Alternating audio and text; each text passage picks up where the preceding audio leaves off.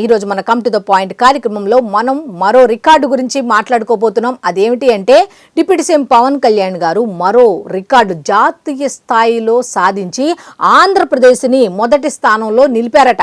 ఇది మొన్నటిదాకా చెప్పుకున్న అవార్డుల్లో ఒకటి కాదు, ఇది ఇంకొకటి కొత్తగా. అయితే దీనివల్ల పక్క రాష్ట్రాల వాళ్ళు ఒకటే సెర్చ్ చేస్తున్నారంట. ఏంటి అంటే ఏ పవన్ జీ కౌన్ హై అంటూ తెగ సెర్చింగ్లు మొదలు పెట్టారంట. ఎందుకు అనేది గనక ఈరోజు ఖచ్చితంగా మాట్లాడుకోబోతున్నాం. అదేమిటి అంటే ఫస్ట్ మొన్న పంచాయతీరాజ్ శాఖకు సంబంధించి 24వ స్థానంలో ఉండేది గతంలో, దాన్ని మొదటి స్థానంలోకి తీసుకెళ్లారు. మొదటి పాయింట్.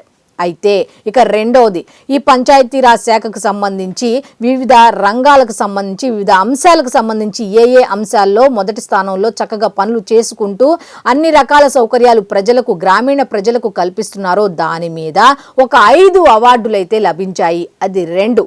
అయితే మూడవది ఉంది. అదేమిటి అంటే కొత్తది అని చెప్తున్నాను కదా, అదేమిటి అంటే 9.18 లక్షల ఉపాధి హామీ పనులు సరిగ్గా జరుగుతున్నాయో లేదో అని సామాజికంగా తనిఖీలు చేసిన విభాగంలో కూడా ఆంధ్రప్రదేశ్ జాతీయ స్థాయిలో మొదటి స్థానంలో ఉంది. అంటే ఎవరి పనితీరు వల్ల అనేది 3 మాటల్లో చెప్తా. ఫస్ట్ 2024 ఎన్నికల్లో ఎప్పుడైతే ఈ పంచాయతీరాజ్ గ్రామీణాభివృద్ధి శాఖను ఆయన తీసుకున్నారో అప్పటి నుంచి కూడా అధికారులకు 3 రకాల పాయింట్ల మీద చెప్తున్నారు. దాంట్లో ఫస్ట్ ఏంటి అంటే ప్రతి పని కూడా సామాజిక సర్వే చెయ్యాలి అని. 2, వేతనాలు కార్మికులకు కరెక్ట్ టైంకి ఇవ్వాలి.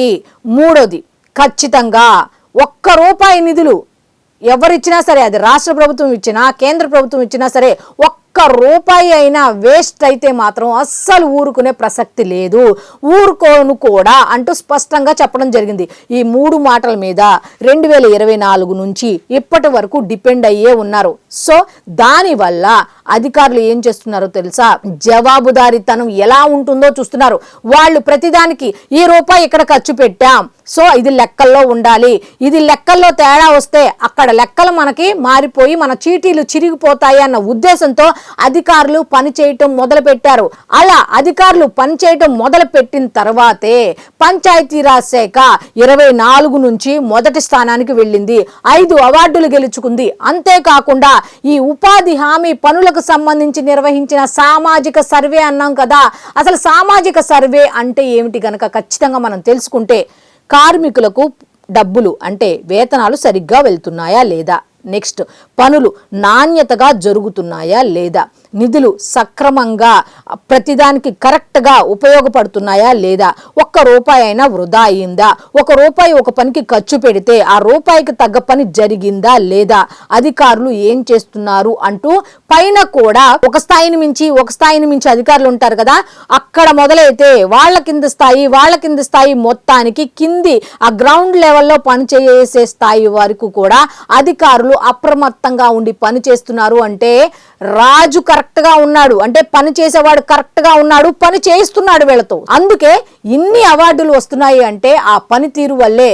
ఉద్యోగులు, అధికారులు జవాబుదారీతనంతో ఉన్నారా అంటే ఎస్, ఎందుకంటే ఆ వ్యక్తి జవాబుదారీతనంగా ఉన్నారు. ఎవరికి? ప్రజలకి.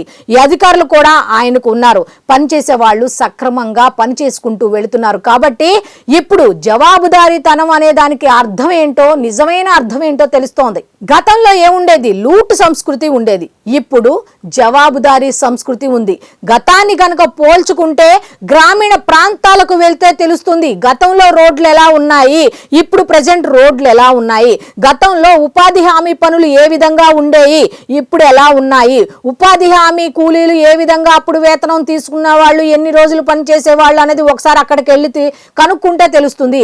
అప్పుడు గతంతో పోల్చుకుంటే ఇప్పుడు ఎలా ఉన్నాయి, ఉపాధి హామీ పనికి సంబంధించి పనులు పెరిగాయి, అలాగే వేతనాలు పెరిగాయి, అలాగే సక్రమంగా ఇప్పుడు వచ్చేది ₹1 అయినా సరే కరెక్ట్ టైంకి వచ్చింది అనుకోండి, పని చేసేవాడు ఎలా చేస్తాడంటే చాలా ఆసక్తిగా పని పనిచేస్తాడు, మళ్ళీ ఆ వేతనం వచ్చే రోజుకి ఎదురు చూస్తూ ఉంటాడు, ఎప్పుడు వస్తుందా అని.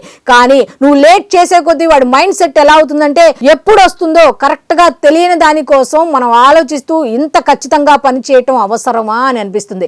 అదే ఖచ్చితంగా కరెక్ట్ టైంకి కనుక నువ్వు జీతం కనుక వాడికి ఇస్తే ఖచ్చితంగా ఆ జీతాన్ని తీసుకొని ఒక 10 రోజులు సంతోషంగా ఉన్నా మళ్ళీ 20 రోజులు ఖచ్చితంగా గట్టిగా పనిచేస్తాడు. మళ్ళీ అదే రోజు జీతం తీసుకోవటానికి అది మొత్తం తెలుసుకున్న వ్యక్తి, కుటుంబ పరంగా సంస్కృతి సాంప్రదాయాలు తెలిసిన వ్యక్తి, ఆ జీతం వస్తే ఆనందం ఎలాగుంటుందో అతనికి తెలుసు. కాబట్టి అదంతా దృష్టిలో పెట్టుకొని ఆ విధంగా ఆయన ముందుకు వెళుతున్నారు. అంతేకాదు గ్రామీణాభివృద్ధి శాఖ నాకు ఇష్టమైన రంగం అని మాటలు చెప్పేవాళ్ళు చాలా మంది ఉంటారు. ఇష్టమైన రంగం అంటే ఏంటంటే మాటల్లో చెప్పడం కాదు, పనులు చేసి చూపిస్తున్న ఒకే ఒక వ్యక్తి ఎవరు అంటే పంచాయతీరాజ్ శాఖ మంత్రి పవన్ కళ్యాణ్ గారు అని స్పష్టంగా చెప్పొచ్చు. ఎలా చెప్పొచ్చు అంటే 24వ స్థానంలో ఉన్నది మొదటి స్థానానికి తీసుకొచ్చారు.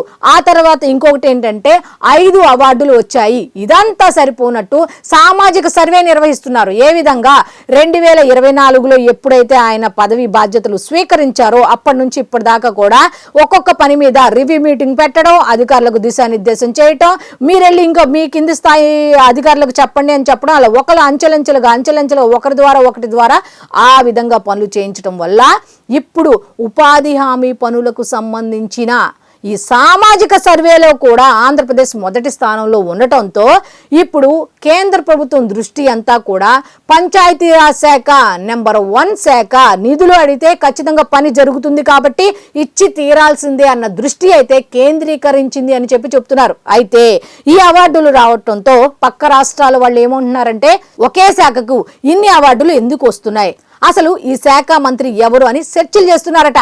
ఇక సెర్చ్ చేస్తే అక్కడ చూసేసరికి బొమ్మ కనబడుద్దు కదా, ఓ ఈయన అయితే ఈ ఫేస్ చూసైనా సరే ఖచ్చితంగా పనులు చేస్తారు. ఎందుకంటే ఎక్కడ డీల్ చేయాలి, ఎక్కడ ఎలా మాట్లాడాలన్నది ఆయనకు తెలుసు అన్న విషయం ఆల్రెడీ రాష్ట్రాల్లో ఉన్న నేతలందరికీ కూడా మ్యాక్స్ కేంద్రం దృష్టిలో ఉన్నారు అంటే అన్ని రాష్ట్రాల దృష్టిలో ఉన్నట్టే. ఎందుకంటే పక్క రాష్ట్రాల్లో ఏ కార్యక్రమం జరిగినా ఆయన పిలుస్తున్నారంటే ఆయన నిబద్ధత ఎలా ఉంటుందో ఆల్రెడీ అందరికీ తెలిసింది. కాబట్టి డౌట్తో అయితే వాళ్ళు సెర్చ్ చేశారు, కానీ ఆ బొమ్మ ఫోటో చూసిన తర్వాత ఓకే అన్ని అవార్డులు ఇవ్వటంలో తప్పు లేదులే అని అనుకుంటున్నారంట.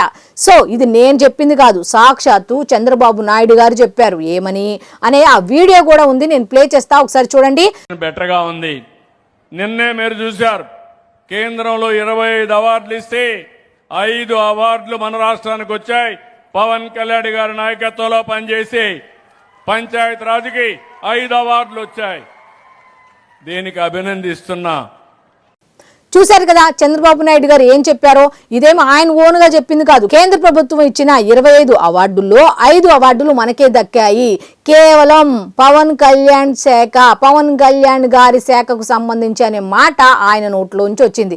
అది ఆయన సొంతంగా చెప్పింది కాదు, నేను సొంతంగా చెప్పింది కాదు. పైనుంచి కేంద్ర ప్రభుత్వం పనితీరును పర్యవేక్షిస్తుంది. రూపాయి ఇచ్చామంటే 10 రకాలుగా చూస్తాం, అలాంటిది కొన్ని కోట్ల రూపాయలు ఇస్తుంది. కాబట్టి ఖచ్చితంగా నిఘా అయితే పెడుతుంది, పని జరుగుతుందా లేదా అన్నది.